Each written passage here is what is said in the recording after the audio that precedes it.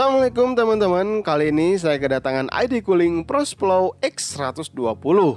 Oke, di dalamnya kita akan mendapatkan bracket lengkap Intel LGA Series 115X 2066, 2011 dan AMD mulai dari AM2, AM3, AM4 dan Threadripper. Tidak ketinggalan ada pasta suntik dari ID Cooling.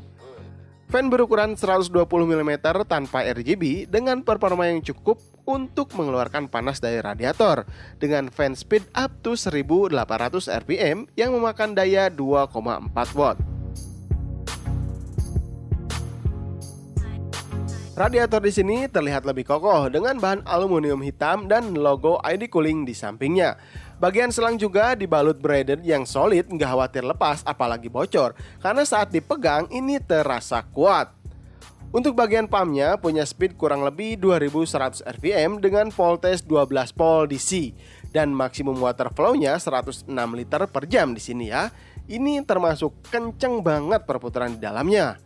Memang dari dulu ID Cooling udah menjadi andalan para user dalam bidang ini, makanya kualitas nggak main-main. Dan microfin copper base-nya ini cukup lega, maka akan menutupi semua bagian prosesor. Oke, di sini saya akan tes seperti biasa di 5 pengujian sebagai pembandingnya. Ada stok cooling Ryzen 5, ProSplow X120 dan GameX L240. Dan suhu ruangan ini tanpa AC yang dirasa agak cukup gerah. Oke, pengetesan pertama rendering Adobe Premiere Pro 2015 dengan video resolusi 1080p kira-kira 6 menit. Ketika menggunakan stok cooling, temperaturnya mencapai 100 derajat Celcius, sedangkan saat menggunakan ID Cooling ProSplow X120 mm, temperatur hanya 68 derajat Celcius. Jauh lebih adem kan? Hanya berbeda sedikit dengan GameX L240 di 62 derajat Celcius. Pengetesan kedua, stress test selama kurang lebih 10 menit. Saat menggunakan stok cooling, temperatur mencapai 87 derajat Celcius. Ketika menggunakan ID Cooling ProSplow X120 berada di 69 derajat Celcius. Saat menggunakan GameX L240 berada di 62 derajat Celcius. Pengetesan ketiga, benchmark Geekbench 4, stok cooling temperaturnya berada di 68 derajat Celcius, sedangkan saat menggunakan ID Cooling ProSplow X120 temperaturnya di 66 derajat Celcius. Pengetesan keempat, benchmark Port Royal saat menggunakan stok cooling temperaturnya di 68 derajat Celcius. Saat menggunakan ProSplow X120 hanya di 62 derajat saja. Sedangkan di GameX L240 temperatur di 53 derajat Celcius. Dan pengetesan terakhir kita coba main game. Di sini Battlefield 5 settingan Ultra 1080p dengan ray tracingnya on.